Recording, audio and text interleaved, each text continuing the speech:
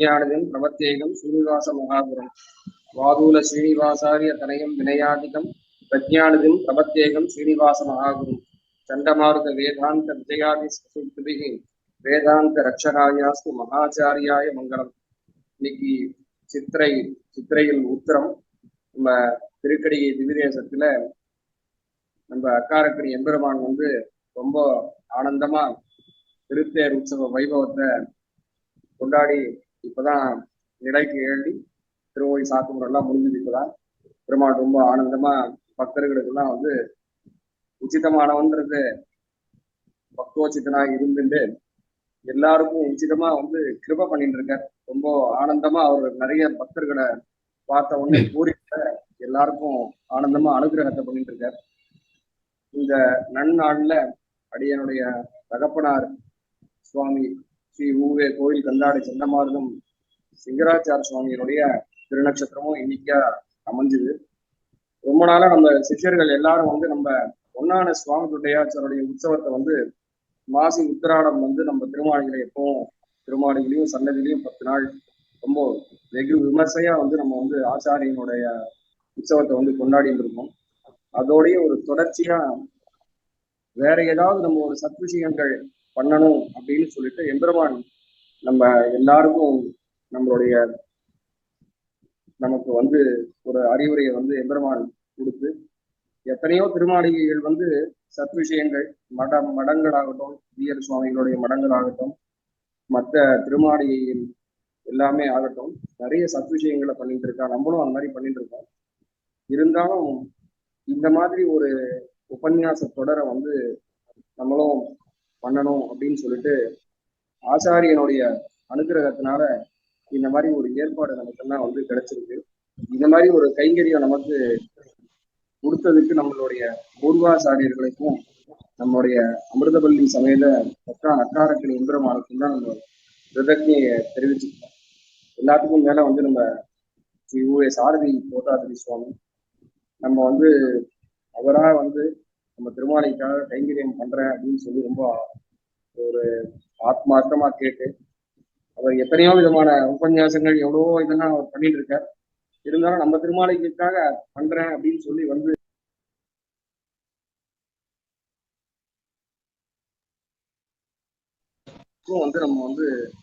தலையெல்லாம் கைமாறிலேனே அப்படின்னு தான் சொல்லுவோம். மேலும் நிறைய இந்த எல்லா தனிச்சிறப்பு என்னன்னா, எல்லா எம்பெருமானுடைய திருவங்கியாழ்வார் சாதிக்கும் போது அவருடைய பேச்சை கேட்காத அவருடைய செவிகள் கேளா செவிகள் செவியல்ல கேட்டாமே அப்படின்ட்டார். அது மாதிரி அவருடைய பெருமையை பாடாத வாய் இருந்து பிரயோஜனம் இல்லை அப்படின்னு சொல்லிட்டார். ஆனா நமக்கு எல்லாம் அவருடைய பெருமையை பேசுறதை காட்டிலும் அவருடைய அடியார்களான நம்முடைய ஆழ்வார் ஆச்சாரிகளுடைய பிரபாவத்தை கேட்கறதுலதான் நமக்கு தனி ஏற்றம். ஏன்னா அவள்லாம் எப்படியெல்லாம் சம்பிரதாயத்துக்கு கைங்கரியம் பண்ணியிருக்கா, எப்படியெல்லாம் சன்னதிகளை கட்டி காப்பாத்திருக்கா, இதெல்லாம் அவருடைய வைபவத்துல இருந்துதான் நம்ம கத்துக்க முடியும். அதை கத்துட்டு நாமும் அவர்களை கூட நடக்கிறதுக்கு அவளை மாதிரி நம்ம வந்துடவே முடியாது. என்னைக்கும் எத்தனை ஏறி வச்சாலும் எட்ட முடியாது. இருந்தாலும் ஒரு கடுகளவாவது நம்ம முயற்சி பண்ணி அவருடைய வழியில நம்ம என்னைக்கும் நடந்து நம்மளுடைய சம்பிரதாயத்தை என்னைக்கும் சீர்தூக்கி நிலைநிறுத்துறதுக்கு நம்ம அயராது உழைக்கணும். எல்லாரும் அதுக்கு ஆண்டாள் சொன்ன மாதிரி ஒத்தரா எப்பவுமே பண்ணா எந்த இதுவுமே பெரிசா வெற்றி அடையாது. அதுக்குதான் ஆண்டாள் ஏற்கனவே கூடியிருந்து குளிர்ந்தேலோர் என்பாவாய் பாடிட்டார். அந்த மாதிரி நம்ம ஸ்ரீ வைஷ்ணவர்கள் எல்லாரும் நம்ம சிஷ்யர்கள், சுவாமி ஆச்சாரியனாகட்டும், சிஷியராகட்டும், அபிமானிகளாகட்டும், எல்லாரும் ஒன்னா சேர்ந்துதான் இந்த சம்பிரதாயத்தை மறுபடியும் கீழே இறங்காதபடி இன்னும் மேல மேல வளர்றதுக்கு நம்ம எல்லாம் முயற்சி பண்ணணும். நம்மளுடைய முயற்சியை வெற்றி அடையறதுக்கு நம்மளுடைய பூர்வாச்சாரியர்களும் நம்மளுடைய அமிர்தவல்லி சமேத அக்காரக்கணி எம்பெருமானும் அனுகிரகம் பண்ணணும் அப்படின்னு பிரார்த்தனை செஞ்சு மேற்கொண்டு அடுத்த நிகழ்ச்சியை போலாம் அப்படின்னு பிரார்த்திக்கிறேன்.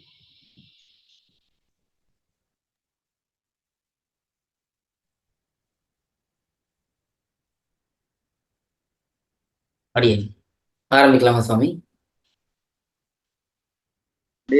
பாமா சுரேஷ் வந்திருந்தா ஒரு ஆச்சாரிய மட்டும் ஒரே ஒரு நிமிஷம் அடியேன் சுவாமி. பாக்யம் சுவாமி. அடியேன் அடியேன் கனெக்டிங் இருக்கு சுவாமி. அடியேன் பாடலாமா? இது பண்ணுவோம். ஆரம்பிச்சு பேசலாம். ஸ்ரீமதி ராமானுஜாய நமஹ. ஸ்ரீ ஸ்ரீனிவாச மகாகுரவே நமஹ. ஆச்சாரியன் திருவடிகளே சரணம்.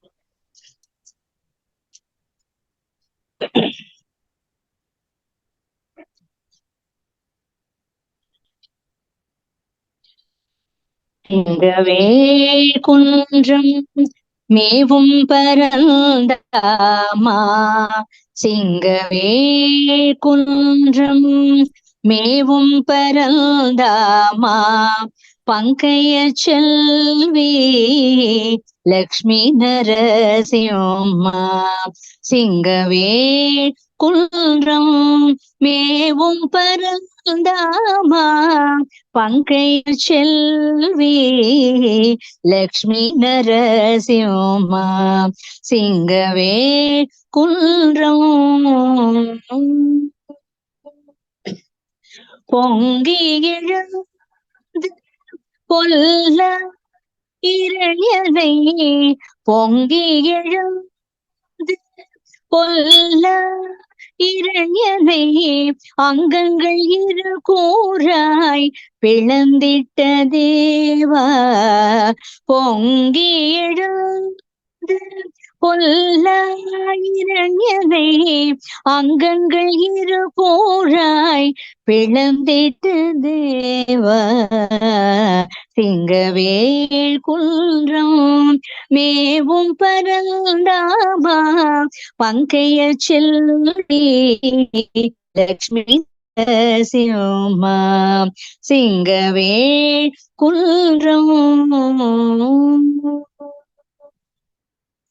மங்கை மன்னல் மகிழ்ந்து மலரடி போற்றும் சிங்கப்பிரானே அருள் புரி திருமாலே, மங்கை மன்னல் மகிழ்ந்து மலரடி போற்றும் சிங்கப்பிரானே அருள் புரி திருமாலே, எங்கும் நிறைந்திடும் இணையற்ற தெய்வமே, எங்கும் நிறைந்திடும் இணையற்ற தெய்வமே, மங்களம் அருள் எங்கள் கண் கண்ட தெய்வமே, எங்கும் நிறைந்திடும் இணையற்ற தெய்வமே, மங்களம் அருள் எங்கள் கண் கண்ட தெய்வமே, மங்களம் அருள் எங்கள்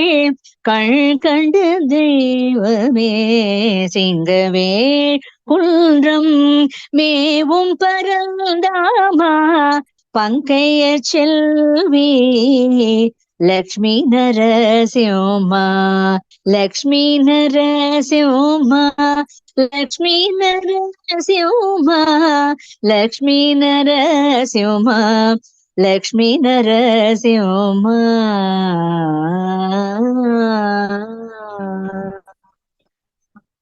அடியேன் சுவாமி.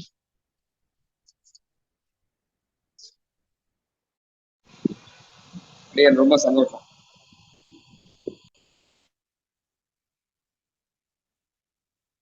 சுவாமியோட அருங்கியோட சாரதி சுவாமி இப்போ காலக்ஷேபத்தை ஆரம்பிக்கலாமா சுவாமி?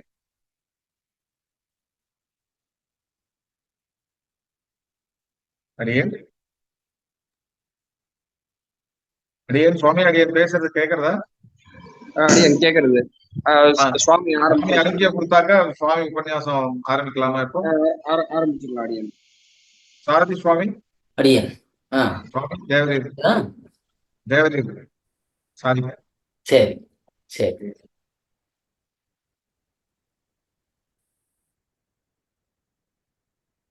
ஆழ்வார் எம்பெருமானார் ஜீயர் திருவடிகளே சரணம், ஜீயர் திருவடிகளே சரணம். ஸ்ரீசைலேஷ தயாபாத்திரம் தீபக்தியாதி குணார்ணவம் யதீந்திர பிரவணம் வந்தே ரம்ய ஜாமாதரம் முனிம், ரம்ய ஜாமாத்ரி யோகீந்திர பாதரேகாமயம் சதா ததா யத்தாத்ம சத்தாதிம் ராமானுஜ முனிம் பஜே. லக்ஷ்மீநாத சமாரம்பாம் நாதயாமுன மத்தியமாம் அஸ்மதாச்சாரிய பரியந்தாம் வந்தே குரு பரம்பராம். யோ நித்யமச்சுத பதாம்புஜயுக்மருக்ம व्यामोहतस्तदितराणि तृणाय मेने अस्मद्गुरोर्भगवतोऽस्य दैहिकसिन्धोः रामानुजस्य चरणौ शरणं प्रपद्ये मातापिता युवतेस्तनया भूति सर्वं यदेव नियमेन मदन्वयानाम् आद्यस्य न कुलपतेरुकुलाभिरामं श्रीमत्तदङ्ग्रीगुडं प्रणमामि मूर्ध्ना भूतं शरश्च महताह्वय भट्टनाथ श्रीभक्तिसारकुलशेखरे योगिवाहान् भक्ताङ्ग्रिरेणुपरकाले यतीन्द्रमिश्रान् श्रीमत्पराङ्कुशमुनिं प्रणतोऽस्मि नित्यम्.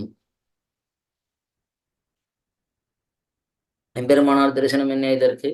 நம்பெருமாள் பேரிட்டு நாட்டி வைத்தார் அம்புபியோர் இந்த தரிசனத்தை எம்பெருமானார் வளர்த்த அந்த செயலறிகைக்கா. முதற்கண் ஸ்ரீ உவே யோக நரசிம்மாச்சாரிய சுவாமி, நாம் எல்லாம் யோகேஷ் சுவாமி என்று அன்போடு அழைக்கக்கூடிய சுவாமி, அவருக்கு அடியனுடைய பிரணாமங்களையும் கிருத்தஜதைகளையும் தெரிவித்துக் கொள்கிறேன். கடந்த ஒரு மாத காலம் முன்பாக திருமாளிகை சிஷ்யர் ஸ்ரீநாத் சுவாமி அவரிடத்திலே பேசிக் கொண்டிருக்கும் பொழுது, ஏதாவது நம்முடைய திருமாளிகைக்கும் நம்முடைய சம்பிரதாய விஷயங்கள் கொண்டு சேர்க்கும்படி ஏதாவது முயற்சி பண்ண வேண்டும் என்று ஒரு பேச்சு வந்த பொழுது அடியன் சொன்னேன், அடியன் சித்தமாக இருக்கிறேன், எப்படி வேண்டுமானாலும் பண்ணலாம், ஏதாவது ஒரு சத்விஷயத்தை எடுத்து நாம் அதை சிஷ்யர்களுடைய திருமாளிகை சிஷ்யர்கள் அபிமானிகள் கோஷ்டியில அனுபவிக்கலாம் என்று சொன்னேன். அதற்கு பிறகு அவருடைய புருஷகாரத்தினாலே சுவாமியிடத்திலே இதை பற்றி பேசி அவரே இன்றைய தினம் நாம் பெரிய சுவாமியுடைய திருநக்ஷத்திரத்தன்று ஆச்சாரிய பரம்பரை குரு பரம்பரை அனுபவத்தை பண்ண தொடங்கும் அளவுக்கு இது நல்லபடியாக அமைந்துள்ளது. இப்படிப்பட்ட ஒரு கோஷ்டியிலே நம்முடைய ஆச்சாரியர்களுடைய வைபவத்தை அனுபவிக்கக்கூடிய பாக்கியம் அடியனுக்கு கிடைத்திருக்கிறது. அது அடியனுக்கு ஒரு பெரிய பேரு. இந்த குரு பரம்பரை ஆச்சாரிய பரம்பரை என்ற தலைப்பை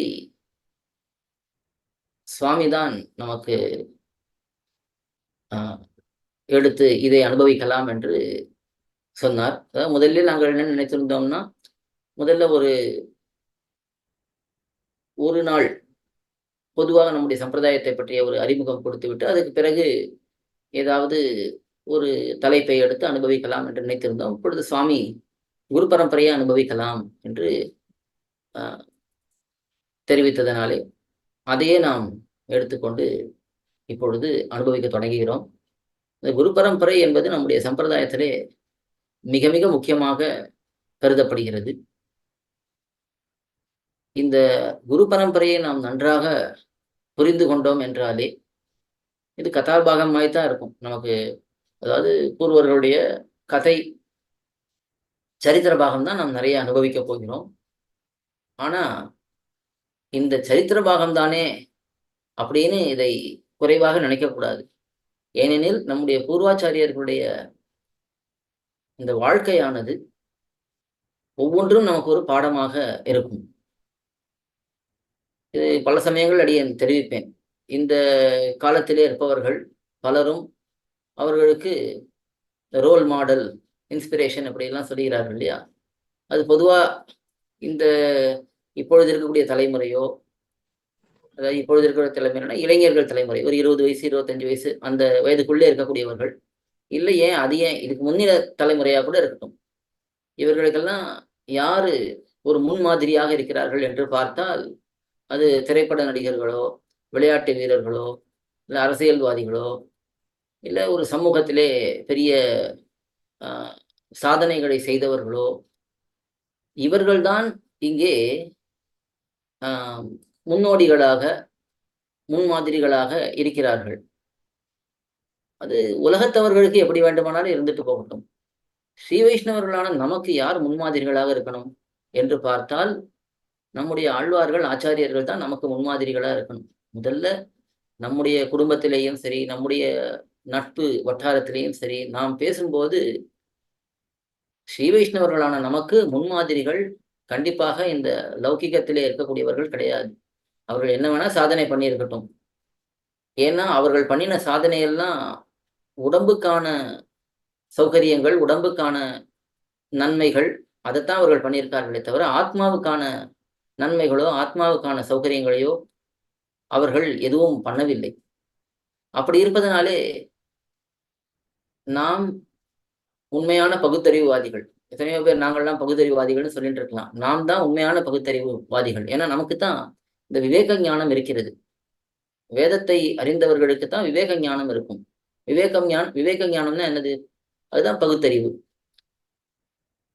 இது ஆத்மா, இது அச்சித்து, இது ஈஸ்வரன் என்று 3 தத்துவங்களை நன்றாக பிரித்து பார்க்கக்கூடிய நிலையிலே நாம் இருக்க வேண்டும். அந்த விஷயத்தை நமக்கு பூர்வாச்சாரியர்கள் தான் காட்டி கொடுத்துள்ளார்கள். பூர்வாச்சாரியர்கள்னா ஆழ்வார்கள் மற்றும் ஆச்சாரியர்கள் எல்லாருமே அந்த கோஷ்டியிலே அடங்குவார்கள்.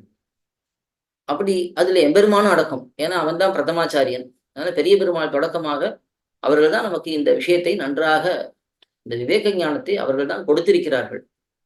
அதனாலே நமக்கு அவர்கள் தான் முன்மாதிரிகளாக இருக்க வேண்டும். ஒரு இப்போ இந்த தலைமுறையிலேயோ அடுத்து வரக்கூடிய தலைமுறையிலேயோ ஏதாவது ஒரு குழந்தையை பார்த்தா உனக்கு யாரை போல வரணும் அப்படின்னு கேட்டா ஒரு கூரத்தாழ்வானை போல வரணும் அப்படின்னு சொன்னா நமக்கு ஸ்ரீ வைஷ்ணவர்களான நமக்கு அப்படியே புலகாங்கிதம் அடைஞ்சு ரொம்ப சந்தோஷம் அடையணும். இது என்ன, இது 10ஆம் பசைத்தனமா இப்படி எல்லாம் சொல்றான்னு நினைக்க கூடாது. இதுதான் உண்மையான வளர்ச்சி, இதுதான் உண்மையான ஞானம். அந்த ஞானம் நமக்கு எப்படி கிடைக்கும் என்றால், இந்த ஆழ்வார் ஆச்சாரியர்களுடைய சரித்திரங்களை நாம் கூர்ந்து அனுபவித்தோம் என்றால், அது வெறும்ன கதையா மட்டும் அனுபவிக்காம அதில் இருக்கக்கூடிய ஆழமான அர்த்தங்களை, அவர்களுடைய ஒவ்வொரு நடவடிக்கையும், ஒரு அடி அவர்கள் எடுத்து வைத்தார்கள்னா அதுல அர்த்தம் இருக்கும். அந்த விஷயங்களை எல்லாம் நாம் தெரிந்து கொள்வதற்கு இந்த குரு பரம்பரை என்பது மிக மிக உதவியாக இருக்கும். ஏன்னா அவர்களுடைய வாழ்க்கையிலே நம்முடைய சம்பிரதாய அர்த்தங்கள் எல்லாம் அப்படியே இழையோடி போயிருக்கு. அவர்கள் ஒரு பேச்சு பேசினார்கள்னா அதுல திருமந்திரம் பரிமளிக்கும். அவர்கள் ஒரு செயல் பண்ணினார்கள்னா அதுல துவயமகா மந்திரத்திலே காட்டப்பட்ட கைங்கரியம் பரிமளிக்கும். அவர்கள் ஒரு விஷயத்தை நமக்கு உபதேசித்தார்கள் என்றால் எம்பெருமான் சரமஸ்லோகத்திலே காட்டின ஆணைகள் அதெல்லாம் அதிலே பிரதிபலிக்கும். இப்படி அந்த பூர்வாச்சாரியர்களுடைய பேச்சு, செயல், அவர்களுடைய எண்ணங்கள் இது எல்லாமே உயர்ந்த அர்த்தங்களை காட்டக்கூடியவைகளாக இருக்கும். அது நமக்கு இந்த குரு பரம்பரை அனுபவத்தை நன்றாக பண்ணினோம் என்றால் நமக்கு இந்த விஷயங்களில நல்ல தெளிவு ஏற்படும். இந்த தெளிவு ஏற்பட்ட பிறகு நம்ம கையில என்ன இருக்குன்னா, நாம் அதன்படி நடப்பதற்கு எவ்வளவு முயற்சி செய்யலாம், அவர்களுடைய அனுகிரகத்தை பெறுவதற்கு நாம் நம்மை எப்படி தயார்படுத்திக் கொள்ளலாம் என்பது நம்ம கையிலே இருக்கு. ஆகையால இந்த குரு பரம்பரை அனுபவத்தை அனுபவிப்பதுங்கிறது மிக மிக உச்சிதமான ஒன்று. இதுல அடியனுக்கு இந்த இந்த முதல் உபன்யாசத்தினுடைய முடிவில் அடியனுடைய ஒரு கருத்தை மட்டும் தெரிவிக்கிறேன். அதை இங்க இருக்கக்கூடிய சுவாமியும் சரி, கோஷ்டியாரும் சரி, அதை கருத்திலே கொண்டு எப்படி அதை பண்ணலாம்ங்கிறத சுவாமி தீர்மானிக்கலாம். அது கடைசியிலே அதை சொல்லுகிறேன். இந்த குரு பரம்பரை, ஸ்ரீ வைஷ்ணவ குரு பரம்பரை, அதை பற்றி நாம் அனுபவிக்க தொடங்கலாம். இந்த ஸ்ரீ வைஷ்ணவ சம்பிரதாயம், அதில் இருக்கக்கூடிய குரு பரம்பரையை நாம் அனுபவிக்க போகிறோம். இப்ப இன்னொரு விஷயமா அடியன் தெரியப்படுத்துறேன். இதுல இருக்கக்கூடிய இந்த கோஷ்டியில இருக்கக்கூடிய பலருக்கு அடியன் இங்கே விண்ணப்பிக்கக்கூடிய பல விஷயங்கள் ஏற்கனவே தெரிந்திருக்கலாம். ஆனா அடியன் இதை தொகுத்து கொடுக்கிறேன். அதாவது பல கிரந்தங்களிலே பல பூர்வாச்சாரியர்கள் எல்லாம் எவ்வளவு முக்கியமான ஆழமான அர்த்தங்களை காட்டியுள்ளார்களோ அதை இங்கே தொகுத்து கொடுக்க போகிறேன். இப்ப அடியனா இதுல புதுசா சொல்றதுக்கு ஒண்ணும் இல்லை. குரு பரம்பரை அனுபவம்னா நமக்கு பல கிரந்தங்களிலே நம்முடைய ஆழ்வார் ஆச்சாரியர்களுடைய வைபவங்கள், அது குரு பரம்பரா பிரபாவமா இருக்கட்டும், வியாக்கியானங்களிலே வரக்கூடிய பல பல ஐதிஹ்யங்களா இருக்கட்டும், அதிலெல்லாம் நாம் பார்க்கக்கூடிய அனுபவங்கள் தான். அந்த அனுபவங்களை அடிய நீங்க தொகுத்து தான் கொடுக்க போகிறேன். அதனால பல பேருக்கு இதுல பல விஷயங்கள் தெரிந்திருக்கலாம். இருந்தாலும் இது எத்தனை தடவை கேட்டு அனுபவித்தாலும் இது சலிக்காத ஒரு அனுபவம்.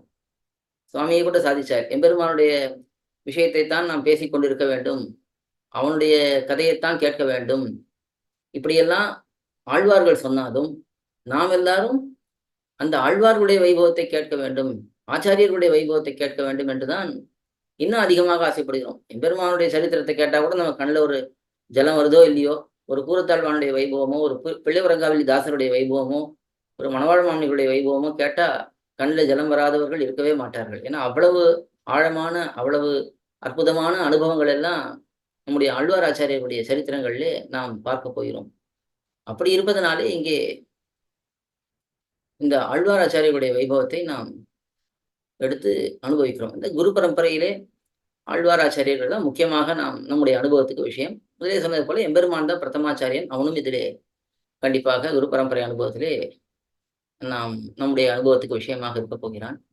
நம்ம ஸ்ரீ வைஷ்ணவ சம்பிரதாயம் என்று வரும்பொழுது ஸ்ரீ வைஷ்ணவர்கள் என்றால் யார், அதை முதல்ல நம்ம தெரிஞ்சு கொள்ளலாம். அதாவது விஷ்ணு பக்தியிலே முழுமையாக இருப்பவர்கள், விஷ்ணுவை மட்டும் வணங்குபவர்கள், அவர்களுக்கு தான் ஸ்ரீ வைஷ்ணவர்கள் என்ற இந்த அடையாளமானது நன்றாக பொருந்துகிறது. பொதுவாக விஷ்ணு பக்தி இருப்பவர்கள் தான் வைஷ்ணவர்கள்னு சொல்லுவார்கள், அது பொதுவான ஒரு விளக்கம். ஆனால் ஸ்ரீ வைஷ்ணவர்கள் என்று சொல்லும் பொழுது, அந்த ஸ்ரீ வைஷ்ணவ சம்பிரதாயத்தை பின்பற்றுபவர்கள் என்று பார்க்கும் பொழுது நமக்கு ஒரு விஷயம் முக்கியமாக தெரிகிறது. ஸ்ரீமன் நாராயணனுக்கே அடிமைப்பட்டவர்கள், ஆட்பட்டவர்கள், அவர்கள் தான் ஸ்ரீ வைஷ்ணவர்கள் என்று சொல்லப்படுகிறார்கள். இதைத்தான் திருமழிசை ஆழ்வார் திருவடி தன் நாமம் மறந்தும் புறந்தொழா மாந்தர் என்று ஸ்ரீ வைஷ்ணவ லட்சணத்தை அந்த பாசுரத்திலே காட்டுகிறார். அதாவது ஸ்ரீ வைஷ்ணவர்களிடத்திலே யமதூதர்களை போகக்கூடாது என்று யமன் சொல்லுகிறான். ஸ்ரீ வைஷ்ணவர்களை கண்டால் நீங்கள் விலகி வந்து விடுங்கள், ஏன்னா அவர்களுக்கு நாம் தலைவர்கள் கிடையாது, அவர்களுடைய வாழ்க்கையை, அவர்களுடைய அடுத்த பிறவியை நிர்ணயிப்பவர்கள், அவர்களுக்கு தண்டனையை நிர்ணயிப்பவர்கள் நாம் கிடையாது என்று யமன் சொல்லுகிறான். அந்த சம்வாதத்தை யமனுக்கும் யமகிங்கரர்களுக்கும் நடந்த சம்வாதத்தை தான் திருமழிசையாழ்வார் அந்த பாசுரத்திலே காட்டியுள்ளார். திறம்பேன்மென் கண்டீர் திருவடிதன் நாமம் மறந்தும் புறந்தொழா மாந்தர் என்று அந்த பாசுரத்திலே. அது அப்படியே ஒரு புராண ஸ்லோகம். அந்த புராண ஸ்லோகத்தில் இருக்கிறது அப்படியே சொபுருஷம வீக்ஷம் என்று தொடங்கக்கூடிய ஒரு ஸ்லோகம். அந்த ஸ்லோகத்தில் ஏற்படைய அர்த்தத்தை அப்படியே திருமழிசையாழ்வார் தமிழ் படுத்தி இருக்கிறார். அதிலே சொல்லும் பொழுது ஸ்ரீ வைஷ்ணவர்களை கண்டால் நீங்கள் விலகி போயிடுங்கள் என்று சொல்லுகிறார். அப்போ ஸ்ரீ வைஷ்ணவர்கள் யாருன்னு கேள்வி வருமே, அந்த கேள்விக்கும் அவரே அந்த பாசுரத்திலே பதில் சொல்லியிருக்கிறார். திருவடி தன் நாமம் மறந்தும் புறந்தொழா மாந்தார் என்று. அப்போ திருவடி என்றால் இந்த இடத்துல எம்பெருமான் என்று அர்த்தம். திருவடி அடிகளார் அப்படின்னு சொல்றோம் இல்லையா, அடிகள் அப்படிங்கிறதெல்லாம் ஒரு பெரியவர் என்ற அர்த்தத்திலே வரும். இப்போ திருவடி என்றால் அது பெரியவர் என்ற அர்த்தம். இருக்கிறதுலே பெரியவன் பரமபுருஷனான பகவான். திருவடி தன் நாமம் மறந்தும், அவனுடைய திருநாமத்தை மறந்தாலும் கூட மறப்பார்கள், ஆனால் புறம் தொழமாட்டார்கள் என்பதுதான் அந்த பாசுரத்துக்கான அர்த்தம். மறந்தும் புறந்தொழ மாந்தர்ங்கிறதுக்கு பொதுவா என்ன சொல்லுவாங்க, மறந்து போய் கூட வேற ஒருத்தனை தொழமாட்டார்கள் என்று சொல்லுவார்கள். ஆனா இந்த இடத்துல பாசுரம் எப்படி இருக்கு, திருவடிதன் நாமம் மறந்தும் புறந்தொழ மாந்தர்கள். அதாவது ஒருவேளை ஏதாவது ஒரு சமயத்துல எம்பெருமாண்டத்துல கூட ஒருத்தனுக்கு கோபம் வரலாம், இந்த பெருமானே எனக்கு வேண்டாம் என்று கூட இருக்கலாம். ஆனா அப்ப கூட அந்த ஸ்ரீ வைஷ்ணவன் என்ன பண்ணுவானா, வேறு ஒரு தேவதையை போய் சேவிக்க மாட்டான், அந்த மற்ற தேவதைகளை வணங்க மாட்டான். அது எப்படின்னா ஒரு பதிவிரதா தர்மம். அது ஒரு மனைவி கணவன் இருக்காருன்னா, மனைவிக்கு கணவனிடத்துல கூட சில சமயம் கோபம் வரலாம். இப்போ நான் உன்னிடத்துல பேசவே மாட்டேன் போ அப்படின்னு சொல்லிட்டு இந்த மனைவியானவள் கணவனிடத்துல இருந்து விலகி தன்னுடைய தாய் வீட்டு கூட ஒரு சமயம் போகலாம். ஆனா அப்படி போகும் பொழுதும் கூட அவள் வேறு ஒருத்தரிடத்திலே எண்ணத்தை வைக்க மாட்டாள். அப்படி வச்சா அந்த பதிவிரதா தர்மமே குலைந்து போயிடும். அப்ப அவள் பத்தினிங்கிறதே போயிடும். அதே போலத்தான் இந்த ஸ்ரீ வைஷ்ணவன் திருவடிதன் நாமம் மறந்தும், எம்பெருமானுடைய நாமத்தை கூட ஒரு சமயம் மறக்கலாம், ஏதோ ஒரு கோபம். இத உண்மையான அடியவனா இருந்தா அந்த உரிமையிலே அவன் பெருமாளிடத்துல கூட கோபப்படலாம். நமக்கு அந்த உரிமை இருக்கோ இல்லையோ அது வேற விஷயம். இருந்தாலும் உயர்ந்த பக்தனா இருக்கா. இப்ப ஆழ்வார்லாம் எத்தனையோ தடவை எம்பெருமானிடத்துல கோபப்படுகிறார். நீ எனக்கு இவ்வளவு துன்பத்தை கொடுக்கிறாய், இந்த சம்சாரத்துல என்னை இவ்வளவு போட்டு படுத்துறாய் என்றெல்லாம் ரொம்ப கோபப்படுறார் ஆழ்வாரே எம்பெருமானிடத்துல. மின்னடை மடவாரில் நீ பக்கத்துல வரவே வராத, போகு நம்பி என்று விரட்டுகிறார். அவ்வளவு கோபம் எம்பெருமான் விஷயத்திலே ஆழ்வாருக்கு. பராங்குஷ நாயகியாக ஒரு கோபிகை பாவனையிலே அந்த பதிகத்திலே ஆழ்வார் எம்பெருமானே விரட்டுகிறார், நீ போ என்ன. அதாவது இதெல்லாம் பூர்வாச்சாரியர்கள் ரொம்ப ஆழமா அனுபவித்திருக்கிறார்கள். இதெல்லாம் ஆச்சாரியர்களுடைய வியாக்கியானங்கள், ரகசிய கிரந்தங்களை தான் படிச்சாதான் இந்த அனுபவங்கள்லாம் நமக்கு புரியும். இந்த உலகத்திலே எம்பெருமானை சேவிப்பதற்கு ஆள் இல்லையா என்று தேடிக்கொண்டிருக்கும் பொழுது எம்பெருமானை வராதே போய் என்று ஒரு உயர்ந்தவரான ஆழ்வார் விரட்டுகிறார்னா அவருக்கு எவ்வளவு அந்த உரிமை இருக்கும், எவ்வளவு பக்தி எம்பெருமாண்டத்தை இருக்கும். அப்படி சொல்ற அளவுக்கு அவருக்கு பக்தி இருக்கு என்று நாயனார்லாம் இதை எடுத்து ரொம்ப ஆழமா அனுபவிக்கிறார். நம்மளையும் இந்த விஷயத்தை ரொம்ப ஆச்சரியமா அனுபவிச்சிருக்கார். அப்படி அந்த நிலையிலே இங்கே இந்த ஸ்ரீ வைஷ்ணவர்களானவர்கள் இருக்க வேண்டும். எம்பெருமானை தவிர வேறு தேவதைகள் வணங்காதவர்களாக இருக்கணும். அது நம்முடைய சம்பிரதாயத்துல மிக மிக முக்கியமாக காட்டப்படுகிறது. அப்படிப்பட்ட அந்த ஸ்ரீ வைஷ்ணவ குரு பரம்பரை, அதைத்தான் அந்த ஸ்ரீ வைஷ்ணவ சம்பிரதாயத்தினுடைய குரு பரம்பரையை தான் நாம் அனுபவிக்க போகிறோம். அதுல இப்போ இந்த ஸ்ரீ வைஷ்ணவ சம்பிரதாயத்திலே நாம் முக்கியமா ஒரு விஷயம் பார்க்கணும். எந்த ஒரு சம்பிரதாயமாக இருந்தாலும் பிரமாணம், பிரமாத்தா, பிரமேயம் என்று 3 விஷயங்களை சொல்லுவார்கள். அதாவது பிரமாணம் இதெல்லாமே பிரமா என்பதை அடிப்படையாக கொண்டு வருகிறது. பிரமா என்றால் ஞானம் என்று அர்த்தம். பிரமாணம் என்றால் ஞானத்துக்கு சாதனம். பிரமாதா என்றால் அந்த ஞானத்தை நமக்கு காட்டக்கூடியவர். பிரமேயம் என்றால் அந்த ஞானத்தினுடைய குறிக்கோள். இது எல்லாமே இந்த ஞானத்தை அடிப்படையாக கொண்டுதான் பண்ணப்படுகிறது. நம்முடைய சம்பிரதாயத்தில் நமக்கு எது பிரமாணம், எது பிரமாதா, யார் பிரமாதா, யாரு எது பிரமேயம் என்று பார்த்தால் நமக்கு பிரமாணம் எது? வேதமும் திவ்ய பிரபந்தமும்.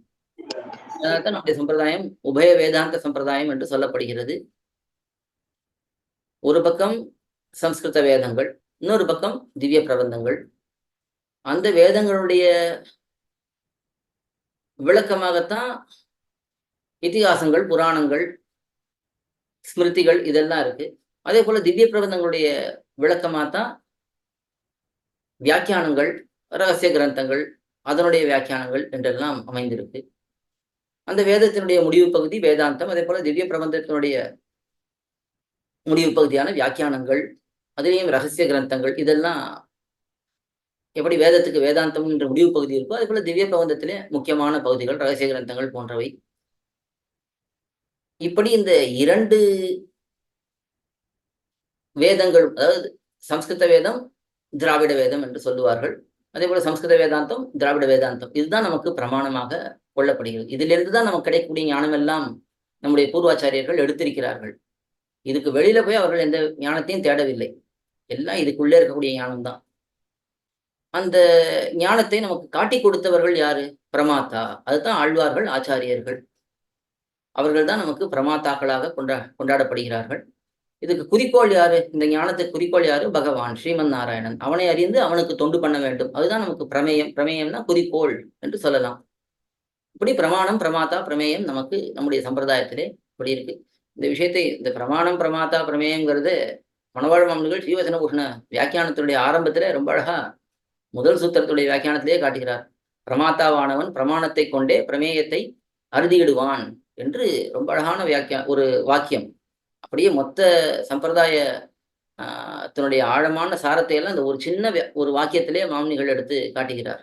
நல்ல பிரமாத்தாவா இருக்கக்கூடியவன் பிரமாணத்தை கொண்டுதான் பிரமேயத்தை அறுதியிடுவான். தானா ஏதோ தான் தோன்றியா பேச மாட்டான். அதே போல எது உண்மையான பிரமாணம் இல்லையோ அதை கொண்டும் பேச மாட்டான். இப்படியெல்லாம் ரொம்ப அழகா அந்த வாக்கியத்திலே மாமனிகள் காட்டுகிறார். இது நமக்கு பிரமாணம், பிரமேயம், பிரமாத்தா என்று இந்த ஆழ்வார்கள், ஆச்சாரியர்கள் முக்கியமாக பிரமாத்தாக்களாக காட்டப்படுகிறார்கள். அப்படிப்பட்ட அந்த ஆழ்வார் ஆச்சாரியருடைய வைபவத்தை தான் மேலே நாம் அனுபவிக்க போகிறோம். இதுக்கு முன்னாடி இந்த ஆச்சாரியர்களுடைய அவதாரம், ஆழ்வார்களுடைய அவதாரம், ஆச்சாரியர்களுடைய அவதாரம், அது எப்படி ஏற்பட்டது?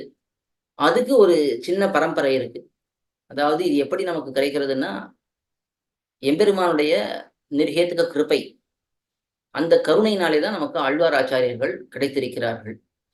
இந்த விஷயத்தையும் நம்முடைய பூர்வாச்சாரியர்கள், முக்கியமா மணவாழ் மாமனிகள் ரகசிய கிரந்தங்களுடைய வியாக்கியானங்களிலே இந்த ஒரு சங்கிலி தொடர் போல எம்பெருமான் பண்ணக்கூடிய உபகாரங்கள், நன்மைகள், அதை ரொம்ப அழகா எடுத்து மணவாழ் மாமனிகள் விளக்கி இருக்கிறார். அதை கொண்டுதான் நாம் இங்கே இந்த சின்ன விஷயத்தை, ஒரு விஷயத்தை மட்டும் பார்த்துட்டு மேலே குரு பரம்பரைக்கு போயிடலாம். அதாவது எம்பெருமான் ஸ்ரீமன் நாராயணன், அவன் தான் பிரமேயம் என்று பார்த்தோம். அவன் நமக்கு எப்படி விளக்கப்பட்டிருக்கிறான் என்றால், உபய விபூதி நாதனாக விளக்கப்பட்டிருக்கிறான். நித்திய விபூதி, லீலா விபூதி. வேடிக்கையா பெரியவர்கள் சொல்லுவார்கள், நம்முடைய சம்பிரதாயத்துல விபூதி உண்டு, லிங்கம் உண்டு என்று சொல்லுவார்கள். இதை மற்றவர்கள் வேற விதமா உபயோகப்படுத்துகிறார்கள், இருக்கட்டும். விபூதி என்றால் சொத்துன்னு அர்த்தம், லிங்கம் என்றால் அடையாளம் என்ற அர்த்தம். பகவானுக்கு உபய விபூதி உண்டு, நித்திய விபூதி, லீலா விபூதி. அதே போல அவனுக்கு 2 அடையாளங்கள், உபய லிங்கம் உண்டு. அது என்னன்னா, எல்லா நன்மைகளுக்கும் இருப்பிடமாக இருப்பவன், எல்லா தோஷங்களுக்கும் எதிர்த்தட்டாக இருப்பவன். ஆக உபய விபூதி, உபய லிங்கம், இது 2 எம்பெருமானுக்கு உண்டு என்று சொல்லுவார்கள். இந்த உபய விபூதினா நித்திய விபூதி, லீலா விபூதி. நித்திய விபூத்தினா இது பரமபதம், வைகுண்டம், இதெல்லாம் நமக்கு தெரிந்த விஷயம்தான். லீலா விபூதி என்பது சம்சாரம், நாம் இருக்கக்கூடிய இடம். பரமபதம் என்பது நாம் எல்லாம் எந்த இடத்துக்கு போகணும்னு ஆசைப்படுகிறோமோ அந்த இடம் பரமபதம் என்று சொல்லப்படுகிறது. தத்விஷ்ணோ பரமம் பதகம் என்று வேதத்திலேயே எடுத்து காட்டப்படுகிறது, சூக்தத்திலே இருக்கக்கூடியது. அந்த விஷ்ணுவினுடைய உயர்ந்ததான ஸ்தானம். அதுவே எல்லாருக்கும் குறிக்கோளாக இருக்கிறது என்று சாஸ்திரமே காட்டுகிறது. பல இடங்கள், பல பிரமாணங்கள் இதுக்கெல்லாம் காட்டப்பட்டிருக்கு பெரியவர்களாலே. அப்படி பகவானுடைய உயர்ந்த ஸ்தானமாக இந்த வைகுண்டம் என்று சொல்லக்கூடிய இடம் பரமபதம் என்பது இருக்கிறது. அங்கே எம்பெருமான் ஆனந்தமாக நித்தியர்கள் முக்தர்கள் என்று 2 கோஷ்டி. நித்திய சூரிகள் எம்பெருமானை எப்பொழுதும் விட்டு பிரியாமல் இருப்பவர்கள். முக்தர்கள் இந்த சம்சாரத்திலிருந்து விடுதலை பெற்று அங்கே சென்று சேர்ந்தவர்கள். இந்த 2 பேரோடையும் சேர்ந்து, இந்த 2 பேர்னா 2 பேர் இல்லை, 2 கோஷ்டி. பெரிய, அதாவது இது எத்தனை பேர்னா கணக்கே கிடையாது. ஒரு அளவுக்கு அப்பாற்பட்ட எண்ணிக்கையிலே இருக்கக்கூடியவர்கள். நித்திய சூரிகளும் கணக்கு கிடையாது, முக்தர்களுக்கும் கணக்கு கிடையாது. அத்தனை பேர் அவர்கள் கோட்டி கோட்டி கோட்டின்னு சொல்லிட்டே போகலாம். அத்தனை பேர் அங்கே இருக்கிறார்கள். அவர்களுக்கு எம்பெருமான் நல்ல அனுபவத்தை கொடுத்து கொண்டு அவர்களிடத்திலே கைங்கரியத்தை பெற்றுக்கொண்டு ஆனந்தமாக ஸ்ரீதேவி, பூமிதேவி, நீலாதேவி இவர்களோட சேர்ந்து அனுபவித்து இருக்கக்கூடிய இடம் பரமபதம் என்று சொல்லப்படுகிறது. இந்த சம்சாரம் என்பது லீலா விபூதி என்று சொல்லப்படுகிறது. எம்பெருமான் இங்கே தன்னுடைய லீலையை நடத்துகிறான். சிருஷ்டி, ஸ்திதி, சம்ஹாரம் என்று படைத்தல், காத்தல், அழித்தல் என்று மீண்டும் மீண்டும் இது ஒரு சுழற்சியிலே நடந்து கொண்டே இருக்கு. இங்கேயும் நிறைய ஆத்மாக்கள், இவர்கள் தான் பத்தாத்மாக்கள் என்று சொல்லப்படுகிறார்கள். பத்தர்கள் என்றால் கட்டுப்பட்டவர்கள், கர்மத்துக்கு கட்டுப்பட்டவர்களாக இருக்கிறார்கள். அனாதி காலமாக இந்த சம்சாரத்திலே இருப்பவர்கள். இங்க இருக்கக்கூடியவர்கள் எல்லாம் அனாதி காலமா இருப்பவர்கள்.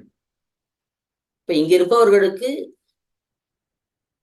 பரமபதத்துக்கு போவதுதான் குறிக்கோளாக இருக்க வேண்டும் உண்மையா பார்த்தோம்னா. ஆனா அநேகமா பலருக்கு அப்படி இல்லை. அவர்கள் ஏதோ உண்டியே உடையே என்று உகந்தோடும் இம்மண்டலத்தோடும் கூடுவதில்லையான பெருமாள் திருமொழியிலே குலசேகர ஆழ்வார் சொன்னபடிக்கு எல்லாம் உண்டியே உடைய உணவை பார்க்கிறார்கள், உடையை பார்க்கிறார்கள், நல்ல சௌகரியமா வாழ்க்கையை பார்க்கிறார்கள், ஆண் பெண் கலவியை பார்க்கிறார்கள், நல்ல தூக்கம் இருக்கா, நல்ல உற்சாகமா வாழ்க்கை இருக்கா, இதையே தான் பார்த்து கொண்டு வாழ்க்கையை ஓட்டிக்கும். அவரவர்கள், அது மனிதனா இருந்தா மனிதனுடைய நிலையிலே, விலங்கா இருந்தா விலங்குடைய நிலையிலே, பட்சியா இருந்தா பட்சியோடைய நிலையிலே, அந்தந்த பிறவியிலே என்னென்ன அனுபவங்கள் உண்டோ அதையே பண்ணி பண்ணி இருக்கிறார்கள். அந்த பிறவி முடிஞ்சிடுதுன்னா அதுக்கு அடுத்த பிறவி, கர்மத்தின் அடிப்படையாக அடுத்த பிறவி கிடைக்கும். அதிலே இருந்து கொண்டு தங்களுடைய வாழ்க்கையை அமைத்துக் கொண்டு இப்படியே இருக்கிறார்கள். இப்படி இருப்பவர்களை நாம் எப்படி அவர்களுக்கும் கருணையை புரிந்து அவர்களையும் இந்த நித்தியமான விபூதியான பரமபதத்துக்கு கொண்டு வருவது, அவர்களுக்கும் இந்த நித்திய கைங்கரியத்தை, ஏன்னா எல்லா ஆத்மாக்களுக்கும், நித்தியர்களா இருக்கட்டும், முக்தர்களா இருக்கட்டும், பத்தர்களா இருக்கட்டும், எல்லாருக்கும் பகவானுக்கு அடிமைப்பட்டிருப்பதுங்கிறது பொதுவான விஷயம். அவனுக்கு தொண்டு பண்ண வேண்டும் என்பதும் பொதுவான விஷயம். ஏன்னா அடிமைன்னா கைங்கரியம் பண்ணணும். தொண்டு பண்ணாம நான் அடிமை என்று சொல்லிக் கொள்வதிலே பிரயோஜனம் இல்லை. சேஷத்துவம் என்றாலே அது கைங்கரியத்திலே போய் முடிய வேண்டும். அகிஞ்சித் கரஸ்ய சேஷத்துவ அனுபபத்திகின்னு சாஸ்திரத்திலே சொல்லப்படுகிறது. ஒரு சேஷபூதன் என்று இருந்தான், ஒரு தொண்டன் என்று இருந்தால் அவன் தொண்டு பண்ணணும். அவன் தொண்டு பண்ணலைன்னா அப்போ அவன் தொண்டனாங்கிறதே சந்தேகம் வந்துடும் என்று சாஸ்திரம் சொல்லுகிறது.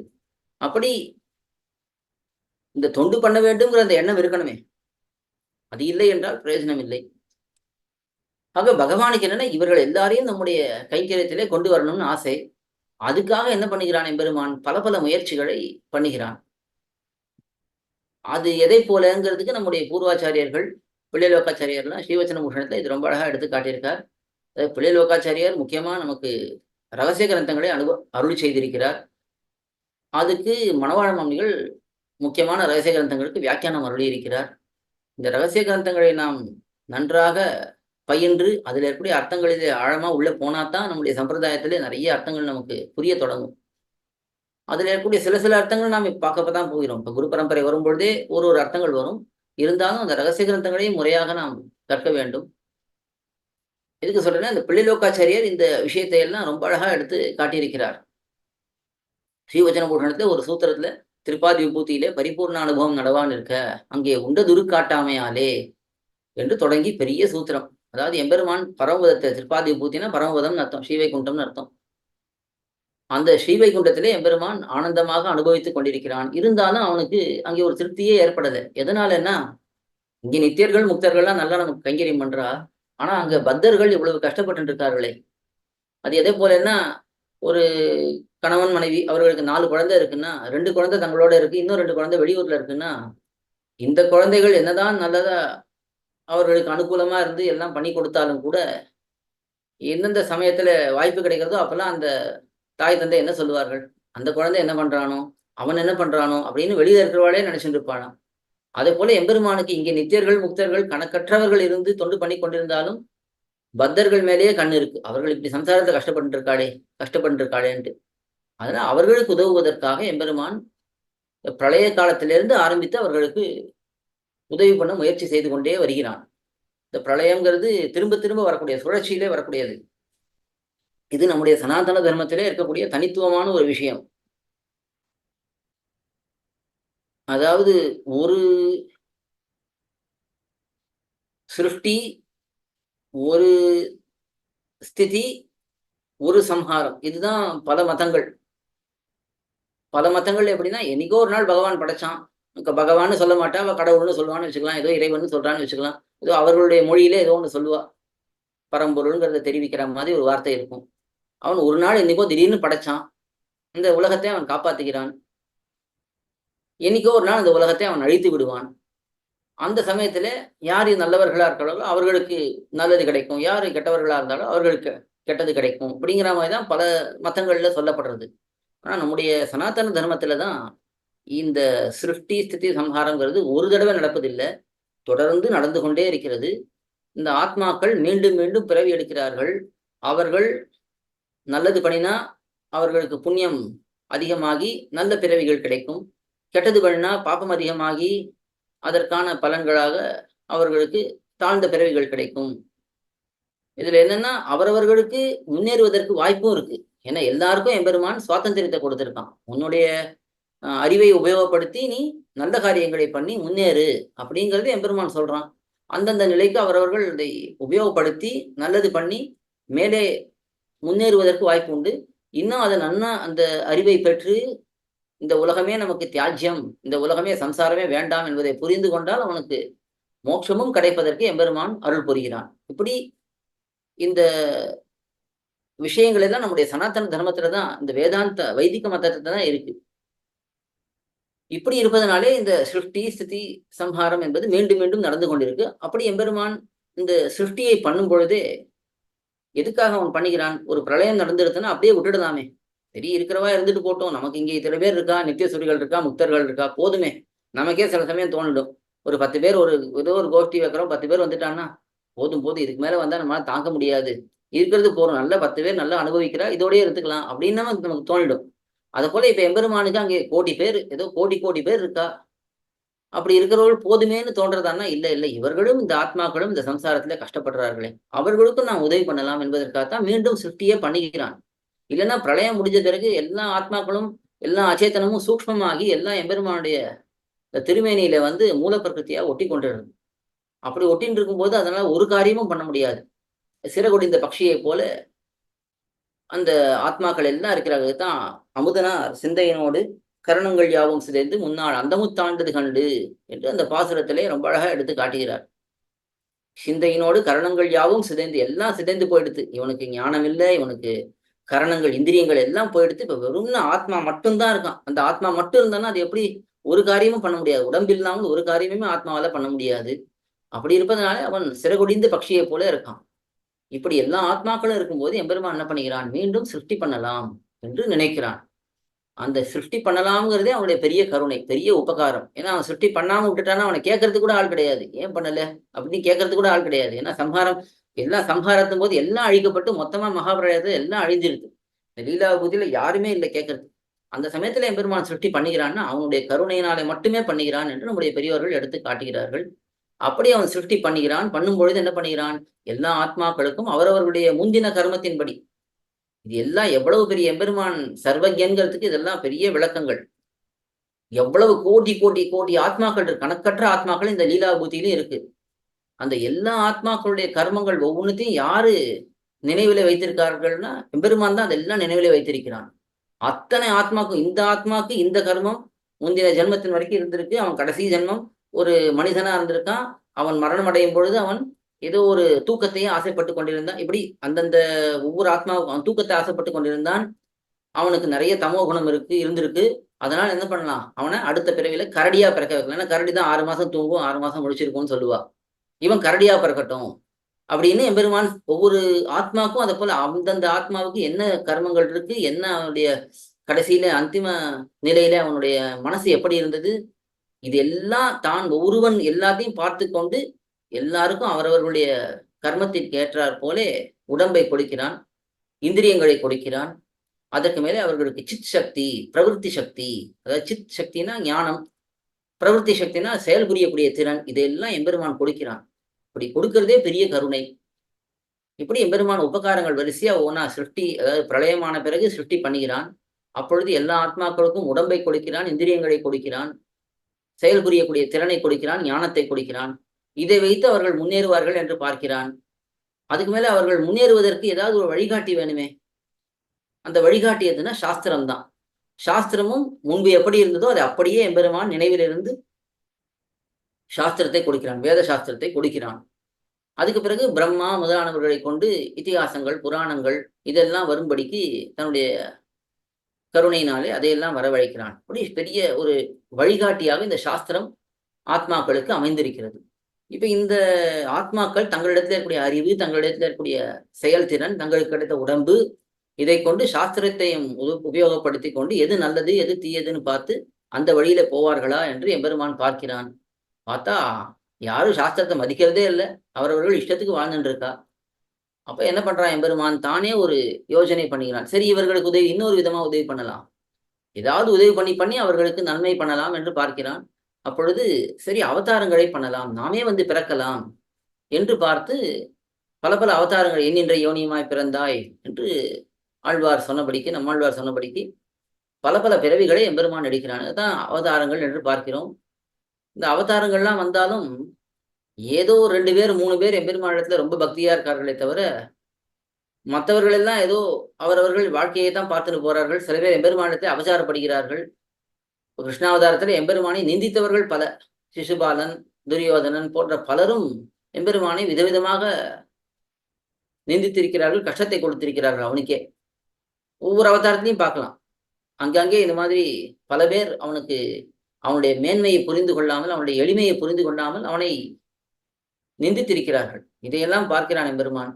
சரி, நாம் அவதாரங்கள் பண்ணினதும் கூட அவ்வளவு பிரயோஜனமாகல போல இருக்கே, சரி என்ன பண்ணலாம் என்று பார்த்து அவனுக்கு, அவன் சர்வஜன் இல்லையா, அவனுக்கு தெரியுது. சரி, என்னதான் இருந்தாலும் நாம் பரமாத்மா, இவர்கள்லாம் ஜீவாத்மா. ஒண்ணு நம்முடைய மேன்மையை பார்த்து விலகி போயிடுறார்கள், இல்ல நம்முடைய எளிமையை பார்த்து இழந்து விட்டு போயிடுறார்கள். ரெண்டுத்துல ஏதோ ஒன்று நடக்கிறது. வராக அவதாரம் பண்ணினான்னா இது என்ன, இது பன்னியா வந்து பிறந்திருக்கானே எம்பெருமான் அப்படின்னு சொல்லி அவனை இழுக்கு பண்ணி விட்டு போயிடுறார்கள். கிருஷ்ணனா வந்து பிறந்தான்னா இது என்ன இடப்பிள்ளை தானே, இவனுக்கு என்ன தெரியும் அப்படின்னு இகழ்ந்து விட்டு போய்விடுகிறார்கள். அவன் விஸ்வரூபத்தை காட்டினா ஐயோ இவன் பெரியவனா இருக்கானே பயந்து ஓடி போயிடுறார்கள். இப்படி 2 விதத்துல ஏதோ ஒரு விதமா அவனை பார்த்து விலகி போகிறார்கள். ஆனா அவன் பரமாத்மாங்கிறதுனால இப்படி ஒட்ட மாட்டேன் என்கிறார்கள். நாம் என்ன பண்ணலாம் என்று பார்த்து ஒரு வேடன் பண்ணக்கூடிய யோசனை, அவனுடைய சாமர்த்தியமான செயல் என்னது, ஒரு மான் குட்டியை பிடிப்பான், எப்படியோ ஒரு மான் குட்டியை பிடிச்சுட்டு வருவான், இல்ல ஒரு யானை குட்டியை பிடிச்சுன்னு வந்துடுவான் வேடன். அந்த மான் குட்டி யானை குட்டியை வச்சு அவன் என்ன பண்ணுவான்னா அதை நல்லா வளர்ப்பான், அதுக்கு நல்ல உணவு கொடுத்து இவன் சொல்றதெல்லாம் கேட்கறபடிக்கு அந்த மிருகத்தை வளர்த்து அது நல்லா பெருசாயிடும். அதுக்கப்புறம் என்ன பண்ணுவான், இந்த யானைக்குட்டியோ இந்த யானையோ மானையோ காட்டுல போய் விடுவான். அது எல்லாம் அதுவும் என்ன பண்ணும், இவனுக்கு அனுகூலமா இருக்கும், ஏன்னா இவனால வளர்க்கப்பட்டதுனால. அது என்ன பண்ணும், மற்ற மிருகங்கள்லாம் பக்கத்துல அழைக்கும், மற்ற யானைகளையோ மற்ற மான்களையோ பக்கத்துல அழைக்கும். வந்த உடனே இவன் என்ன பண்ணுவான், வலையை போட்டு அதை பிடிச்சிட்டு போயிடுவான். இது வேடன் பண்ணக்கூடிய. எம்பெருமான் நினைக்கிறான் இதே போல நாமும் பண்ணினா என்ன, நாம் பரமாத்மாங்கிறதுனால இது எல்லாம் பக்கத்துல வரமாட்டேங்கிறது. இந்த ஆத்மாக்கள்லாம் ஜீவாத்மாக்களை விட்டே நாம் ஜீவாத்மாக்களை பிடிக்கலாம் என்று பார்க்கிறோம். அதுக்காகத்தான் இந்த உலகத்திலே இருக்கக்கூடிய சில ஆத்மாக்களிலே சிலரை தேர்ந்தெடுத்து அவர்களை முதல்ல ஆழ்வார்களாக ஆக்குகிறான். அந்த ஆழ்வார்களாக ஆக்கி அவர்களுக்கு மயர்வர மதிநலம் அருளுகிறான்.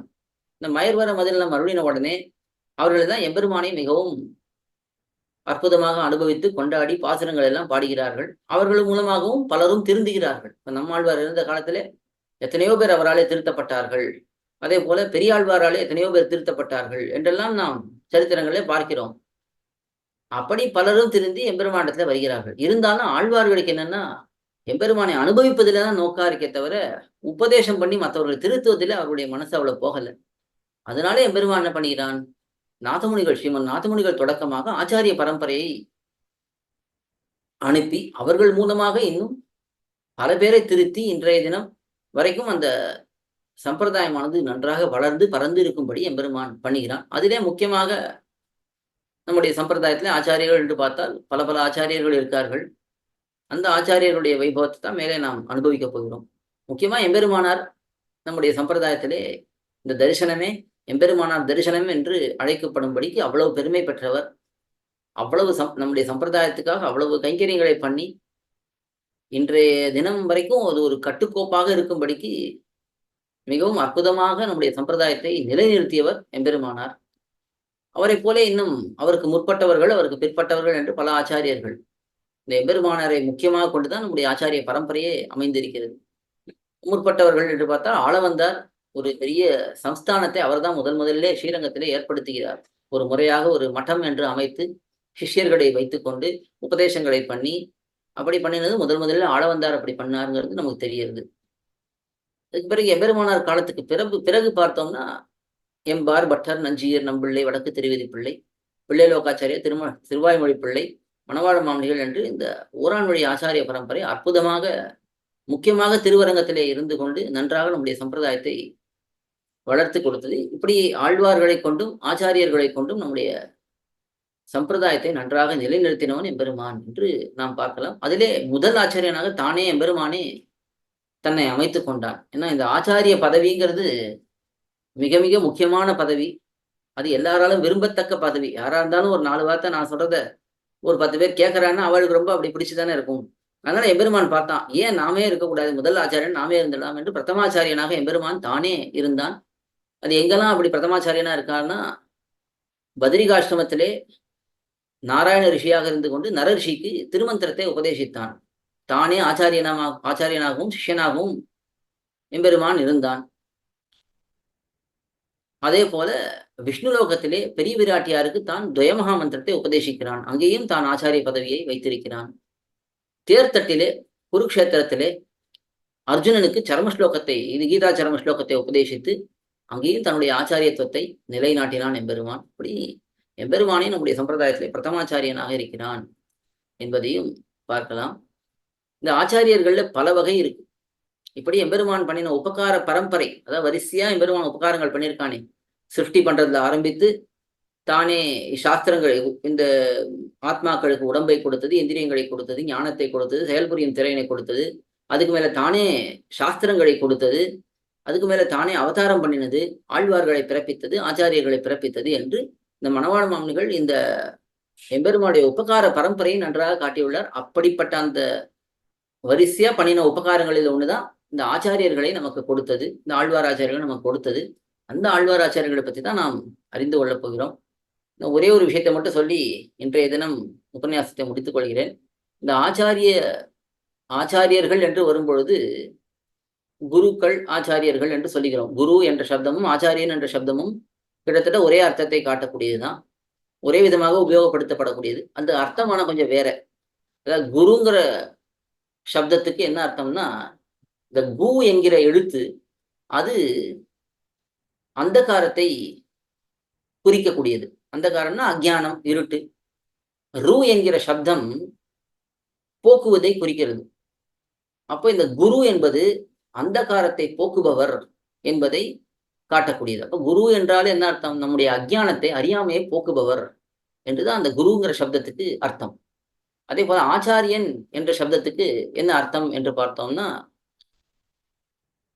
யாரொருவர் பெரியோர்களிடத்திலே முறையாக சாஸ்திரத்தினுடைய அர்த்தங்களை நன்றாக கற்றுக்கொள்கிறாரோ, யாரொருவர் அந்த கற்றுக்கொண்ட அர்த்தங்களை நன்றாக ஸ்தாபிக்கிறாரோ, ஸ்தாபிப்பதுன்னா மற்றவர்களுக்கும் சொல்லிக் கொடுக்கும்படிக்கு இருப்பது.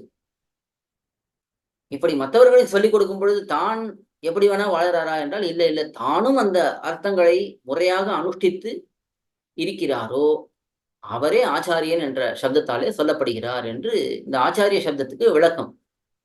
தான் சாஸ்திரத்தினுடைய அர்த்தங்களை நன்றாக கற்றுக்கொள்வது பெரியோர்களிடத்திலே, அதற்கு பிறகு அதை மற்றவர்களுக்கும் தெரியப்படுத்துவது, தானும் அந்த ஆச்சாரங்களை விடாமல் கடைபிடிப்பது என்று இந்த ஆச்சாரியன்கிற சப்தத்துக்கான அர்த்தம்.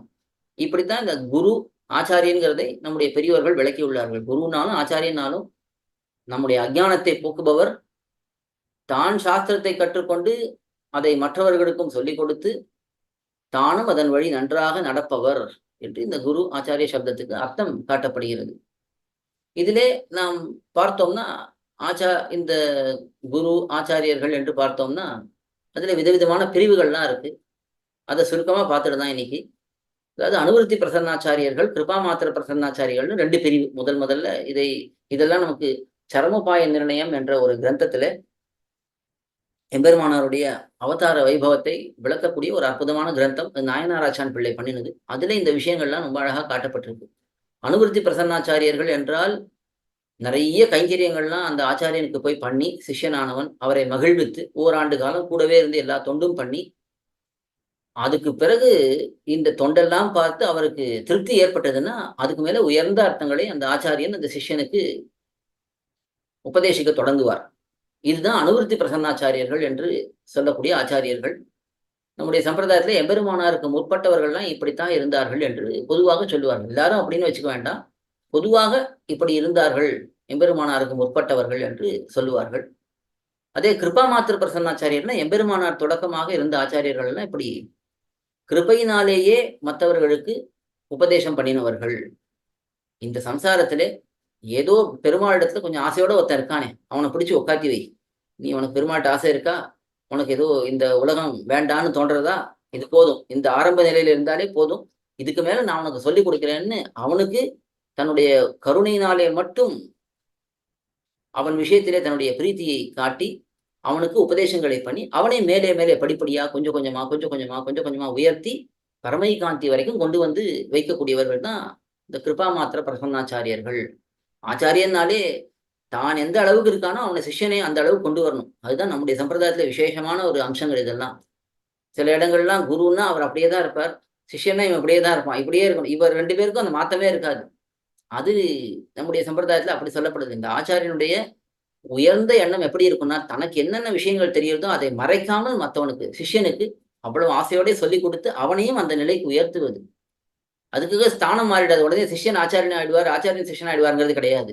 இந்த சிஷ்யனுடைய பெருந்தன்மை எப்படிப்பட்டது, ஆச்சாரியனுடைய பெருந்தன்மை எப்படிப்பட்டதுன்னா, தனக்கு தெரிந்த அத்தனை அர்த்தங்களையும் அந்த சிஷ்யனுக்கு ஆசையோட கத்துக் கொடுத்து அவனையும் நல்ல உயர்ந்த அதிகாரியாக ஆக்குவதுங்கிறது அது காட்டப்படுகிறது. அது அனுவருத்தி பிரசன்னாச்சாரியம் அப்படி பண்ணினார்கள், கிருபா மாத்திர பிரசன்னாச்சாரியம் அப்படி பண்ணுகிறார்கள். ஆனா அவர்கள் எப்படின்னா ரொம்ப காலம் பரிசோதித்து இந்த சிஷ்யனை பரிசோதித்து அவன் நன்றாக தேறுவான் என்ற நம்பிக்கை வந்தா மட்டும்தான் அவனுக்கு உபதேசம் பண்ணுவார்கள். கிருபா மாத்திர பிரசன்னாச்சாரியர் அப்படி இல்லாமல் நன்றாக தாங்களே ஒரு கருணையினாலே உபதேசம் பண்ணினார்கள் என்று இந்த 2 பிரிவு காட்டப்படுறது. இதே போல உத்தாரக ஆச்சாரியர்கள், உபகாரக ஆச்சாரியர்கள் என்று காட்டப்படுறது. இதுவும் ரொம்ப முக்கியமான ஒரு விஷயம். உத்தாரக ஆச்சாரியர்கள், உத்தாரகம்னா இந்த சம்சாரத்திலிருந்து நம்மை தூக்கிவிடக்கூடியவர்கள் என்று சொல்லுவார்கள். அதுதான் உத்தாரகம் என்ற அந்த செயல், நம்மை தூக்கி விடுவது, சம்சார கடலிலேருந்து தூக்கி விடுவது. அது யாரு உத்தாரகாச்சாரியர்கள்னா, பொதுவா எம்பெருமான் அவன் உத்தாரகாச்சாரியன். அவன் தான் பரமத்துல இருக்கான், நம்ம நினைச்சா எப்போ வேண்டாம்னாலும் கை கொடுத்து நம்மை தூக்கி பரமபதத்துல கொண்டு போய் வைக்க முடியும் அவனாலே. அவன் உத்தாரகாச்சாரியன். நம்மாழ்வாருக்கு உத்தாரகாச்சாரியத்துவம் சொல்லுவார்கள். ஏன்னா நம்மாழ்வார் தான் பொன்னுலகாளீரோ பூனி முழுத ஆளீரோ என்று தைரியமாக பாசுரத்திலே பாடினார். ஒரு குறுகை பார்த்து சொல்லுகிறார், ஒரு பட்சியை பார்த்து சொல்றார், உனக்கு பரமபதத்தை ஆட்சி செய்யணுமா இல்ல சம்சாரத்தை ஆட்சி செய்யணுமா, எது வேணுமானாலும் கேளு, நான் உனக்கு கொடுக்குறேன். நீ போய் எம்பெருமான் விஷயத்துல இந்த பராங்குஷ நாயகி காத்துட்டு இருக்காங்கிறத மட்டும் அவனுக்கு அறிவி. அவனுக்கு அறிவித்தாய் என்றால் அப்பொழுது என்ன ஆகும், அவனுடைய பத்னி நாங்கிறது உறுதியாயிடும். அப்ப எம்பெருமானுடைய சொத்தெல்லாம் என்னுடைய சொத்து, எம்பெருமான் சொத்து என்னுடையதுன்னா அப்ப நான் என்ன பண்ண முடியும், உனக்கு அந்த சொத்தை என்னுடைய இஷ்டத்துக்கு கொடுக்க முடியும் என்று அந்த பாசுரத்துல இதை காட்டுகிறார். பொன்னுலகாளீரோ பூனி முழுத ஆளீரோ என்று ரொம்ப அழகா காட்டுறார். அப்படி இருப்பதனாலே நம்மாழ்வார் உத்தாரகாச்சாரியன். அவருக்கும் இப்போ உபயோகூத்தி அவருடைய சொத்து பராங்குஷ நாயகனுடைய சொத்துன்னா அவர் ஏன் நம்மை இந்த உலகத்திலிருந்து தூக்கி வைக்க முடியாது? ஆக அவரும் உத்தாரகாச்சாரியர் என்று சொல்லப்படுவார். அதுக்கு பிறகு எம்பெருமானாருக்கு அந்த பெருமை, ஏன்னா அவர் தான் உடையவர் என்று உபயோகூத்திக்கும் சாம்ராஜ்ய பட்டாபிஷேகம் எம்பெருமானே அவருக்கு பண்ணி வைக்கிறார். பெரிய பெருமானும் சரி, திருவேங்கடமுடையானும் சரி, எம்பெருமானாரை ராமானுஜரை உடையவர் என்று பட்டம் கட்டி உள்ளார்கள். அதனால அவருக்கும் நித்திய விபூதியும் அவருடைய சொத்து, லீலா விபூதியும் அவருடைய சொத்து. யாரு வேணா, இப்போ என்னுடைய சொத்துனா எங்க வேணுமா எதை வேணா எடுத்து வைக்கலாம் இல்லையா? இப்போ இந்த கைபேசி இருக்கு, இதை இந்த அறையிலும் வச்சுக்கலாம், அந்த அறையிலும் வச்சுக்கலாம், என்னுடைய இஷ்டம். அதே போல எம்பெருமானார் இப்ப உடையவர் என்று ஆனதுனாலே, நித்திய விபூதிக்கும் லீலா விபூதிக்கும் உடையவர் என்றதுனாலே அவருக்கும் அந்த பெருமை உண்டு. அதே பெருமை மணவாள் மாமனிகளுக்கு சொல்லலாம். ஏன்னா உடையவருடைய புனரவதாரம் தானே. அதனால அவருக்கும் அந்த உத்தாரக ஆச்சாரியத்துவம் இருக்கு என்று பொதுவாக சொல்லுவார்கள். உபகாரக ஆச்சாரியர் என்றால் இப்படிப்பட்ட உத்தாரக ஆச்சாரியரிடத்துல நம்மை கொண்டு போய் சேர்ப்பவர்கள் உபகாரக ஆச்சாரியர்கள் என்று சொல்லுவார்கள். இப்படி இருக்கிறதுனாலே இப்போ நம்முடைய பூர்வாச்சாரியர்கள்லாம் தங்களுடைய ஆச்சாரியனை வெறும் உபகாரம் மட்டும்தான் பண்றார், அதனால கொஞ்சம் தாழ்ந்தது அப்படின்னு நினைச்சது இல்லை. எம்பெருமானாரிடத்துல எவ்வளவு பிரதிபத்தியோ அவ்வளவு பிரதிபத்தி தங்களுடைய ஆச்சாரியர்களிடத்திலையும் அவர்களுக்கு இருந்தது. உத்தாரக ஆச்சாரியம் உபகாரக அவருடைய செயல்களை வைத்து அப்படி ஒரு பிரிவு காட்டப்படுறது. இதே போல சமாஸ்ரயன ஆச்சாரியர்கள், ஞானாச்சாரியர்கள், இதுவும் அந்த காலத்திலிருந்தே நாம் பார்க்கிறோம். ஒரு சில ஆச்சாரியர்கள் சமாசனம் பண்ணக்கூடியவர்களாக இருப்பார்கள், அவர்களே ஞானத்தை கொடுப்பவர்களாகவும் இருப்பார்கள். ஆனா ஒரு சில சமயத்திலே ஞானத்தை கொடுப்பவர்களாக மட்டும் சில ஆச்சாரியர்கள், பல ஆச்சாரியர்கள் இருந்திருக்காங்க. இப்படி சம்பிரதாயத்தை பார்த்தோம்னா எத்தனையோ ஆச்சாரியர்கள் அவர்களுக்கு நேரே சமாசனம் பண்ணி சிஷ்யர்கள் இருந்தார்கள் இருக்காது. ஆனா அவர்களாலே பல பேரும் ஞானத்தை பெற்று உயர்ந்த விதத்திலே விளங்கி இருப்பார்கள். இப்படி சமாஸ்ரயன ஆச்சாரியன், ஞானாச்சாரியன் என்று ஒருத்தருக்கே ஒரு சமாஸ்ரயன ஆச்சாரியர் தான் இருப்பார், ஆனா பல ஞானாச்சாரியர்கள் இருப்பார்கள். அப்ப என்ன அர்த்தம்னா பல பேருடைய அருளை பெற்றவர்களாக இருப்பார்கள். இப்ப எம்பெருமானாருடைய விஷயத்திலே பார்க்கலாம். பெரிய நம்பி ஒரு சமாசன ஆச்சாரியர் தான், ஆனா திருக்கோட்டி நம்பி இடத்துல அர்த்தம் கேட்டார், திருமாலை ஆண்டான் இடத்துல அர்த்தம் கேட்டார், அதே போல திருக்கச்சி நம்பி இடத்துல அர்த்தம் கேட்டார். எல்லா இடத்துலயும் அவர் உபதேசங்களை பெற்றிருக்கிறார். அவர்கள் எல்லாரையும் எம்பெருமானார் ஒரே நிலையிலே பார்த்தார். பெரிய நம்பிக்கை என்ன கௌரவமோ திருக்கோட்டி நம்பிக்கை அந்த கௌரவம், திருக்கோட்டி நம்பிக்கை எந்த கௌரவமோ திருமாலை ஆண்டானுக்கு அந்த கௌரவம். அப்படி அந்த ஆச்சாரியர்களிடத்திலே அவ்வளவு பிரதிபத்தியோட பூர்வர்கள் இருந்திருக்கார்கள் என்பதற்கு இந்த சமாசன ஆச்சாரியன், ஞானாச்சாரியன் என்ற இன்னொரு பிரிவு. அதுக்கு மேலே ஓரான் வழி ஆச்சாரியர்கள். இது முக்கியமான நம்முடைய சம்பிரதாயத்திலே பெரிய பெருமாள், பெரிய பிராட்டியார், சேன முதலியார், நம்மாழ்வார், ஸ்ரீமன் நாதமுனிகள், உய்ய கொண்டார், மணக்கால் நம்பி, ஆள வந்தார், பெரிய நம்பி, எம்பெருமானார், எம்பார், பட்டர், நஞ்சியர், நம்பிள்ளை, வடக்கு திருவேதி பிள்ளை, பிள்ளைலோக்காச்சாரியர், திருவாய்மொழி பிள்ளை, மணவாழ மாமனிகள் என்று ஓரான் வழி ஆச்சாரியர் பரம்பரை இது காட்டப்படுகிறது. இது ஒரு தனி விசேஷமான ஒரு ஆச்சாரிய பரம்பரை. இது எம்பெருமானிடத்துல நேரே அந்த எம்பெருமானிடத்திலிருந்து நேரே இது மாமனிகள் வரைக்கும் ஒரு ஆச்சாரிய பரம்பரை. அதுக்கு பிறகு என்ன பண்றான், எம்பெருமான் தானே மாமனிகளை ஆச்சாரியனாக ஏற்றுக்கொண்டு அந்த பரம்பரையை ஒரு ஹாரமாக ஆக்கி விடுகிறான். அப்படியே சுத்தி சுத்தி வருது. அதை தவிர பல பல ஆச்சாரியர்கள் இருந்திருக்கார்கள். இப்ப எம்பெருமானாருடைய நியமனத்தின் பேரிலே 74 சிம்மாசனாதிபதிகள் இருந்திருக்கார்கள். இன்னும் பல ஆச்சாரியர்கள் அந்த காலத்திலிருந்து ஞானத்தை கொடுத்தவர்கள் அப்படி பலரும் இருந்திருக்கார்கள். இப்படிப்பட்ட பிரிவும் நாம் பார்க்கலாம். ஆச்சாரியர்களே பல பல விதமாக பிரிக்கப்படுகிறார்கள். இப்ப பிரிக்கிறதுனால ஒருத்தர் தாழ்ந்தவர் ஒருத்தர் உயர்ந்தவர்ங்கிறது கிடையாது. அவரவர்களுக்கான பெருமை அந்தந்த ஆச்சாரியன் என்னென்ன விதத்திலே நமக்கு உபகாரம் பண்ணியிருக்காரோ அந்தந்த விதத்திலே அவர்களுக்கு பெருமை. இந்த ஓரான் வழிங்கிற பரம்பரை இன்னொரு விதத்துல என்னன்னா, பொதுவான ஓரான் வழிங்கிறது பெரிய பெருமாள்கிட்ட இருந்து மாமனிகள் வரைக்கும் மாமனிகள் திருப்பி பெரிய பெருமாளுக்கே ஆச்சாரியன் ஆயிடுறாரு. அதை தவிர அந்தந்த திருமாளிகைகள்ல இன்னி வரைக்கும் ஓரான் வழி பரம்பரைங்கிறது தொடர்ந்து வருகிறது. ஒரு எம்பெருமானார் காலத்துக்கு பிற்பாடு இருந்த பல பல திருமாளிகைகள் அங்கெல்லாம் இன்னி வரைக்கும் அந்த ஆச்சாரிய பரம்பரைகள், அதே போல எம்பெருமானார் முற்பட்டு இருந்தவர்கள் கூட இன்னி வரைக்கும் அந்த பரம்பரையானது தொடர்ந்து வருகிறது. அங்கே அந்தந்த திருமாளிகள் இந்த ஓரான் வழி கிரமமானது வந்து கொண்டிருக்கிறது. இப்படி ஆச்சாரியர்களே பல பல பிரிவுகள். இப்படி இந்த ஆச்சாரியர்களை பற்றி தான் நாம் மேலே அனுபவிக்க போகிறோம். இன்றைய தினம் சுருக்கமா ஒரு முன்னுரை பார்த்தோம். இதிலேயே பல விஷயங்கள் அடியன் பகிர்ந்து கொண்டுள்ளேன்.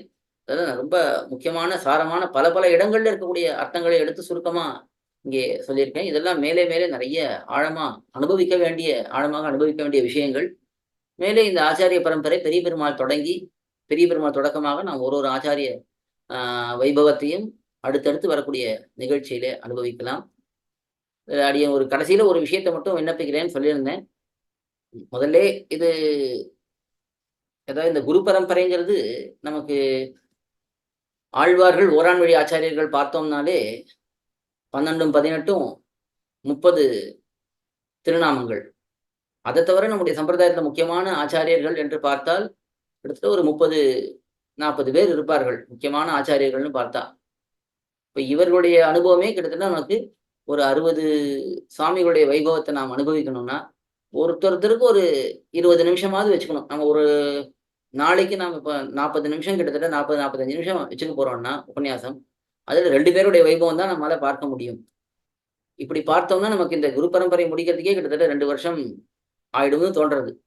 அதுக்கு ஒரு யோஜனை இது முடியுமாங்கிறத நீங்கள் தான் முடிவு பண்ணணும். முக்கியமா சுவாமி முடிவு பண்ணணும். இது ஒரு மாசத்துக்கு ஒரு தடவை வைக்கிறதுக்கு பதிலா மாசத்துக்கு 2 தடவை வைக்க முடியுமான்னு பார்த்தோம்னா, ஒரு வருஷத்துலயாவது குரு பரம்பரையை நாம் ஓரளவுக்கு பூர்த்தியாக அனுபவிக்கலாம். அது கோஷ்டியாருடைய, சாமியோடைய நிர்ணயம். அது யோசிச்சு சொல்லலாம், ஒண்ணும் அவசரம் இல்ல. அது எல்லாருக்கும் முடியணும் முதல்ல. ஏன்னா இன்னைக்கு இன்னொரு விஷயம் என்னன்னா, இப்ப பல இடங்கள்ல இது போல ஆன்லைன்ல நிறைய உபன்யாசங்கள், காலக்ஷேபங்கள்லாம் நடந்துட்டு இருக்கு. பலரும் இது போல சம்பிரதாயத்தில் ஆர்வம் உள்ளவர்கள் பலரும் அதை கேட்டுக்கொண்டிருப்பார்கள். அதனால சில பேருக்கு உண்மையிலேயே அவர்களுடைய லௌகிக காரியம், அதுக்கு மேலே சம்பிரதாய விஷயங்கள்ல இருக்கக்கூடிய கைங்கரியங்கள், அதுக்கு நடுவிலே இதை போல 2 செஷன் வச்சுக்கிறதுக்கு முடியுமாங்கிறதையும் பார்க்கணும். அடியனுக்கும் கொஞ்சம் சிரமம் தான். இருந்தாலும் இது ஒரு நமக்கு அதாவது தொடர்ச்சியா ரொம்ப பெரிய கேப் இல்லாம, இடைவெளி இல்லாம அனுபவிக்கிறதுக்கு கொஞ்சம் சௌகரியமா இருக்கும்னு தோன்றது. அது எல்லாரும் சுவாமியுடைய நியமனத்தின் பேரில் அதை முடிவு பண்ணிக்கலாம். இன்றைய தினம் அடியனுடைய உபன்யாசத்தை இதோட முடித்துக் கொள்கிறேன். இன்னும் மேலே ஒவ்வொரு ஆச்சாரியர் பற்றியும் பெரிய பெருமாள் தொடக்கமாக நாம் அனுபவிக்கலாம். முதல்ல பெரிய பெருமாள், பெரிய பிராட்டியார், சேன முதலியார் இவர்களை அனுபவித்து விட்டு, அதுக்கு பிறகு ஆழ்வார்களை அனுபவித்து விட்டு, அதுக்கு பிறகு ஆச்சாரியர்கள் அனுபவிக்கலாம் என்று ஒரு எண்ணம். அது பார்க்கலாம், அது எப்படி போறதுங்கிறது பார்ப்போம். ஆழ்வார் எம்பெருமானார் ஜீயர் திருவடிகளே சரணம், ஜீயர் திருவடிகளே சரணம்.